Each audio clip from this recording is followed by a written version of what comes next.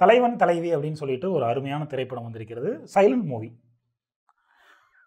அது பார்த்து முடிச்சதுக்கப்புறம் ஒரு மணி நேரத்துக்கு உங்களுக்கு எந்த சத்தமும் இல்லாமல் சைலண்ட்டாக இருக்கலாம் அப்படிங்கிற ஒரு ஃபீலை வந்து கொடுக்கும்.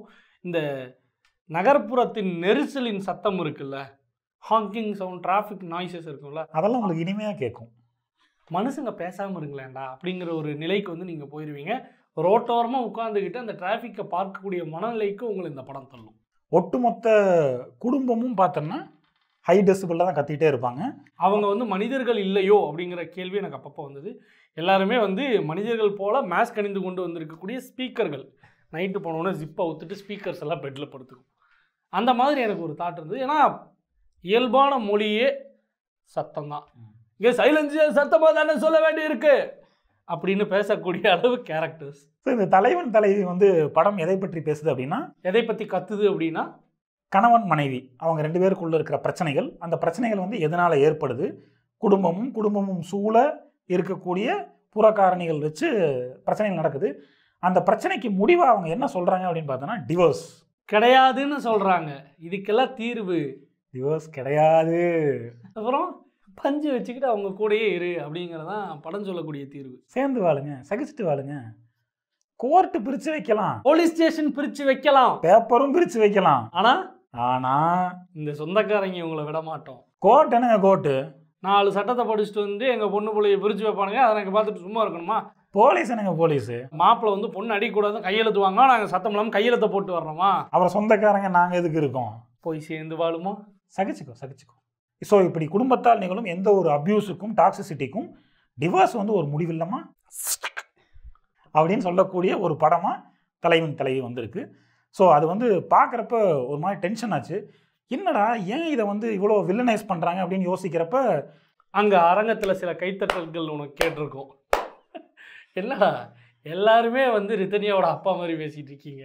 ஆனால் என்ன இருந்தாலும் ஒருத்தர் வாழ்ந்துட்டு போயிட்டாங்க, மரியாதை தெரிஞ்ச புள்ள, பெருமையாக இருக்குங்க. அப்போ எனக்கு கோவம் வந்தது, என்ன இப்படி பேசுகிறான் அப்படின்னு. எல்லாரும் கை தட்டிட்டு இருக்காங்க, எவ்ரிபடி அப்படிங்கிற இப்போ படம் முடியும்போது எல்லாரும் தர்றாங்க. எனக்கு டவுட்டாக இருந்துச்சு. அப்போ உண்மையாகவே இங்கே கல்யாணம்னா என்ன, கல்யாணத்தில் இருக்கக்கூடிய சிக்கல்கள், அதை எப்படி களையிறது, டிவோர்ஸை களையிறதெல்லாம் பண்ணிடுவேன் நீ. இதை வந்து இந்த 15 நிமிஷம் வீடியோவில் களைஞ்சிருவேன். டிவோர்ஸை வந்து இவ்வளோ வில்லனைஸாக பார்க்கணுமா அப்படிங்கிற நிறைய கேள்விகள் வந்துச்சு. அந்த கேள்விகளுக்கான விடை தேடும் படலம் தான் இந்த வீடியோ. சரி, உன் கழுத்து எங்கே போச்சு? சும்மா ஸ்டைலு நல்லா இல்லடா.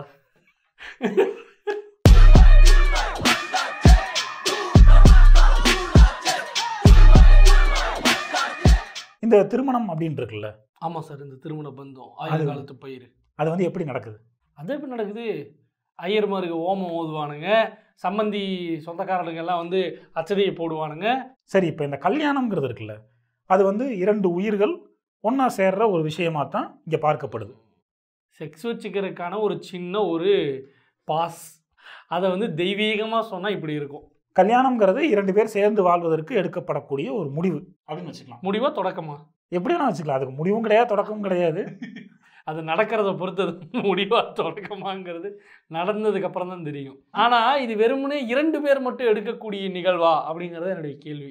இல்லை, ஒரு பெண்ணும் ஒரு ஆணும் இணை சேர்றதுக்கான ஒத்திகை நிகழ்வா நீங்கள் சொல்கிறீங்க. ஆனால் இந்த பக்கம் ஒரு 200 பேர் சொந்தக்காரனுங்க, இந்த பக்கம் ஒரு 200 சொந்தக்காரனுங்க, அவங்க எல்லாருக்குமே ஒத்து போனால் தான் அந்த கல்யாணம்ங்கிறது நடக்குது.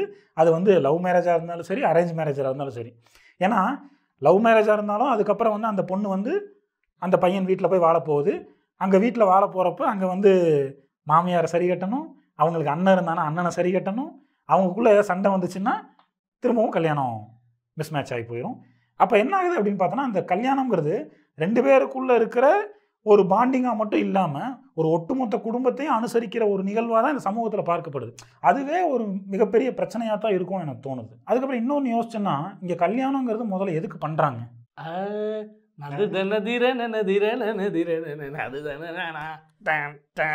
அப்பெல்லாம் எதுவுமே இல்லாமல் கல்யாணங்கிறது எதுக்கு பண்ணுறாங்கன்னா, பாட்டி சாக போகிறாங்க, அப்படி சாகிறதுக்குள்ளே எப்படியாவது ஒரு கல்யாணம் பண்ணிடணுங்கிறாங்க.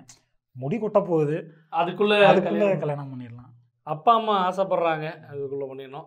ஃப்ரெண்டுக்கு கல்யாணம் பண்ணி இப்போ ஒரு குழந்தையே வந்துருச்சு, நம்ம பண்ணா பிறகு நல்லா இருக்குமா சொல்லி அதுக்காகலாம் அந்த பியர் ப்ரெஷர் காரணமாலாம் கல்யாணம் பண்ணுறாங்க. அப்படி கல்யாணம் பண்ணுறப்ப என்ன ஆகும் அப்படின்னா, ஒரு மணமகனும் மணமகளும் 2 பேரும் சேர்ந்து அவங்களுக்குள்ள என்னென்ன தேவை, இப்போ எனக்கு இதெல்லாம் வேணும். ஆமாம், நீ சில சவரன் கேட்ப, ரொக்கமாக சிலது கேட்ப, அப்புறம் வீடு வேணும்னா வீடு, அப்புறம் ஒரு சின்னதாக ஒரு காரு, ஒரு எஸ்யூவி. அது தனி டிபார்ட்மெண்ட். இந்த வரதட்சணை தனி டிபார்ட்மெண்ட். தனக்கு தன்னோட வாழ்க்கையை லீட் பண்ணுறதுக்கு என்ன தேவை, கம்பேட்டபிலிட்டியாக என்ன இருக்கணும், காம்ப்ளெக்ஷன், ஸ்கின் காம்ப்ளெக்ஷன் என்னமா அதெல்லாம் தேவை. அதெல்லாம் இல்லை. எமோஷனலாக எப்படி நமக்கு சப்போர்ட்டாக இருப்பாங்க, இல்லை ஃபைனான்ஷியலாக எப்படி சப்போர்ட்டாக இருப்பாங்க. அதுதான் நான் சொன்னேன். இல்லை 2 பேரும் சேர்ந்து வேலைக்கு போய் 2 பேரும் சேர்ந்து குடும்பத்தை நடத்தலாமா, இல்லை அவங்க வேலைக்கு போகாமல் இருக்கிறாங்கன்னா என்னால் முன்னாடியே பல்க்ஸா. நீ ஆரம்பத்துலேருந்து தப்பாகவே பேசிகிட்டு இருக்க. அப்படி இல்லை. இல்லை என்னாலேயே முழுசாக இந்த ஃபினான்ஷியலை ஸ்டேபிளாக இருக்க முடியும்னா நீ குடும்பத்தை பார்த்துப்பியா, இல்லை 2 பேரும் சேர்ந்து குடும்பத்தை பார்த்துட்டு 2 பேரும் வேலைக்கு போக ஆரம்பிக்கலாம். இல்லை நீ வேலைக்கு போ, நான் வீட்டை டேக் கேர் பண்ணிக்கிறேன். இல்லை 2 பேரும் சேர்ந்து தனி கொடுத்தனம் போகலாங்கிற முடிவில் 2 பேரும் இருக்குமா, இப்படிங்கிற 2 பேருமே பரஸ்பர புரிதலே இல்லாமல் 2 பேரும் பேசிக்காமல் கல்யாணங்கிறத ஒன்று பண்ணிடுறது.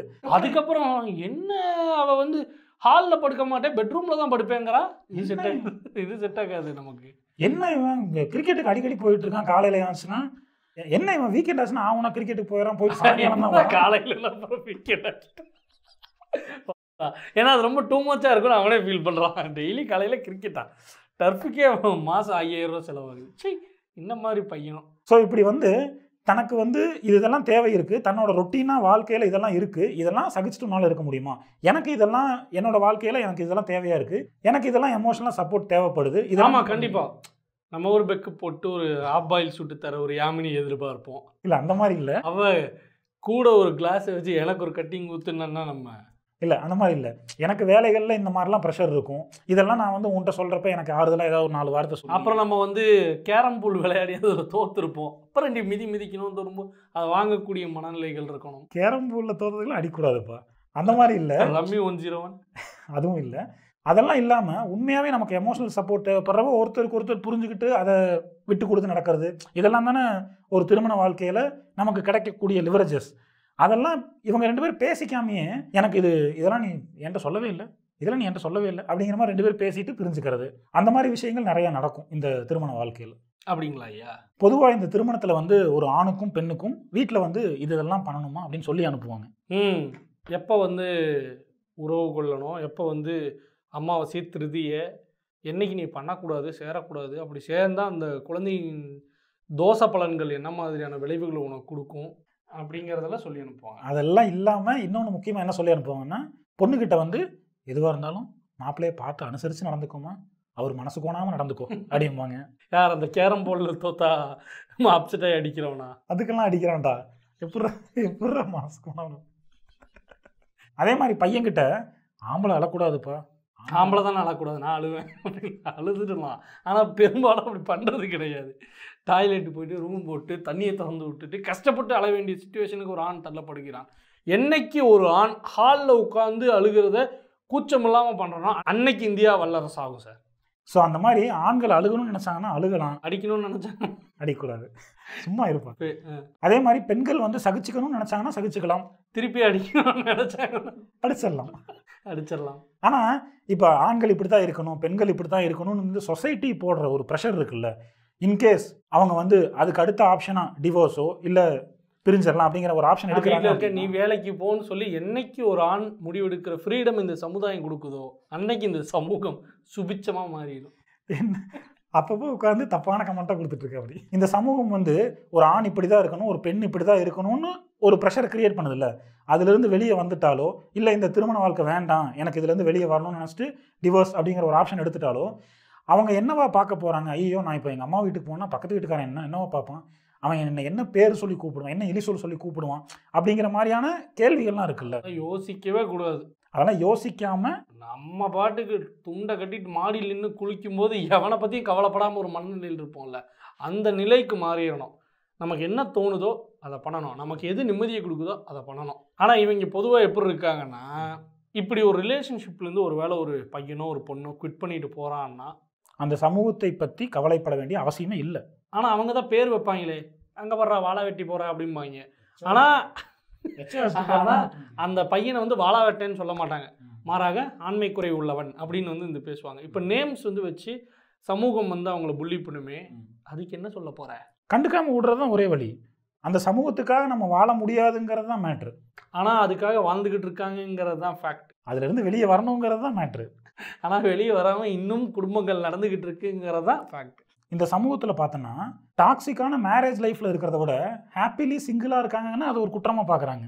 அவனுக்கு எதை தான் குற்றமாக பார்க்கல அப்படிங்கிற கேள்வி எனக்கு எழுது. அவங்களுக்கு பொதுவாக இந்த சாய்ஸ் அப்படிங்கிற விஷயம் இருக்குல்ல, அதை புரிஞ்சுக்கிறதுக்கு, அதை பர்சீவ் பண்ணிக்கிறதுக்கு அவங்களுக்கு வந்து சென்ஸ் பத்தலை அப்படின்னு வந்து நான் ஃபீல் பண்ணுறேன். ஏன்னா வந்து இப்போது ஒரு கல்யாணம் பண்ணிட்டு குழந்தை பெற்றுக்காமல் இருக்கோம், அது எங்கள் சாய்ஸுங்க அப்படின்னு சொன்னாங்கன்னா அவங்களுக்கு அது புரிஞ்சுக்க முடியாது. என்ன மொதல் படிக்கட்டு ஏறிட்ட, 2வது படிக்கட்டு ஏறிட்ட, அப்போ 3வது படிக்கட்டு ஏறி தானே ஆகணும் அப்படிம்பானுங்க.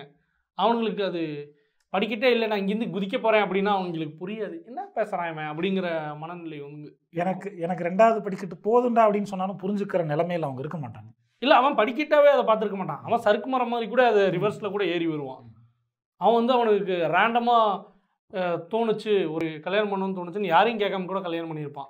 அதையும் அவங்க கேட்பாங்க, கல்யாணம் பண்ணதெல்லாம் சரி தான், ஏன் யாரையுமே கூப்பிடல, ஏன்னா உங்களெல்லாம் பிடிக்கல அப்படின்னா அதுவும் அவங்களுக்கு புரிஞ்சுக்க முடியாது. எப்படி சொந்தக்காரங்க பிடிக்காம எப்படி ஒருத்தர் இருக்க முடியும், நாங்கள் தானே வந்து ஆகணும், நீங்கள் வர வேணாம் அப்படிங்கிறத அவங்களால புரிஞ்சிக்க முடியாது. அதை பர்சீவ் பண்ணுறதுக்கு அவங்களுக்கு தெரியாது. அந்த பை சாய்ஸ் அப்படிங்கிற வேர்டு இருக்குல்ல, அதை வந்து இவங்களால உணரவே முடியாது. ஸோ அது எல்லா இடத்துலையுமே அவங்களுக்கு வந்து வரும். நீ ஏன் சிங்கிளாக இருக்க, பை சாய்ஸ் அப்படின்னா அவங்களுக்கு அது எப்படி வாழ்க்கையோட கட்டங்களில் அடுத்த கட்டமாக நீ வந்து கல்யாணம் பண்ணியிருக்கணும். கல்யாணம் பண்ணிட்ட, கல்யாணம் இப்போ ஃபெயில் ஆயிடுச்சுன்னே வச்சுக்கப்பா, இப்போ நீ சிங்கிள் ஆகிட்ட அப்படின்னு நீ என்ன பண்ணணும், அதுக்குன்னு ஒரு சாய்ஸை அவங்க ஆல்ரெடி ஃபிக்ஸ் பண்ணி வச்சுருப்பாங்க. மறுமணம் பண்ணணும், அதுவும் நீ வந்து அடுத்த ஒரே மாதத்தில் பண்ணினா உனக்கு வந்து நிறைய பட்டங்கள் கட்டப்படும்.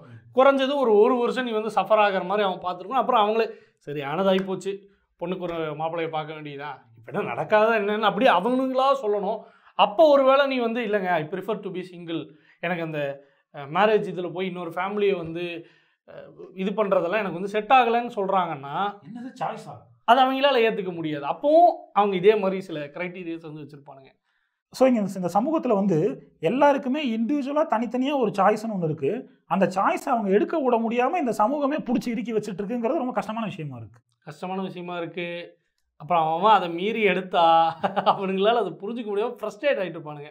என்ன 2வது குழந்தைய பெற்றுக்காமல் இருக்க, இது கூட விளையாடுறதுக்கு இன்னொன்று வேணும் தானே, அதையும் அவனே டிசைட் பண்ணுறான். தனியாக வளர்ந்தா பொக்குன்னு போயிடுவான்.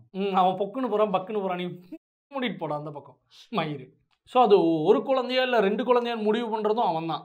2 பொண்ணாக போச்சு, 3வது கண்டிப்பாக பையன்தான், 2 பெற்றாலும் 3வது ஒன்று ரெடி பண்ணுவான். ஸோ இப்படி வந்து திருமணமாகட்டும், திருமணத்தின் மூலம் கிடைக்கக்கூடிய இந்த குழந்தை பேர்கள் இதுவாகட்டும், இல்லை அது சரியாக போகலை அப்படின்னா முடிவெடுக்கக்கூடிய டிவோர்ஸ் அப்படிங்கிற விஷயமாகட்டும், எல்லாமே அவங்கவுங்களோட பர்சனல் சாய்ஸில் தான் இருக்குது. அதை வந்து ஒரு சமூகம் வந்து சமூகமோ இல்லை குடும்பமோ, அவங்களோட குடும்பமே கூட, குடும்பம் சமூகத்தில் இல்லையா இருக்குது, சமூகத்தில் ஒரு அங்கமாக தான் இருக்குது குடும்பம், அவங்களுமே கூட அதில் வந்து இன்டர்ஃபியர் பண்ணுறக்கோ இல்லை இன்ஃப்ளூயன்ஸ் பண்ணுறதுக்கோ உரிமை கிடையாது அப்படிங்கிறது தான் எனக்கு தோணுன ஒரு விஷயமா இருக்குது. இவனுக்கு வந்து ஆர்டிஃபிஷியல் இன்செமினேஷன் மட்டும்தான் இன்னும் பண்ணலை, மற்றபடி எல்லாமே ஃபோர்ஸ் பண்ணிட்டானுங்க. ஸோ இவ்வளவு காம்ப்ளிகேஷன்ஸ் இருக்கிற ரிலேஷன்ஷிப் தான் மேரேஜ்.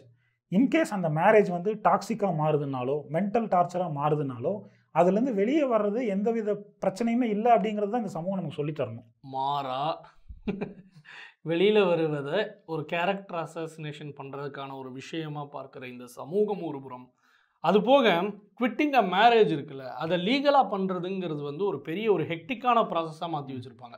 மேரேஜை வந்து ரெஜிஸ்டர் பண்ணுறதை விட அதை முறிக்கிறதுங்கிறது ரொம்ப கஷ்டமான காரியமாக இருக்கும்.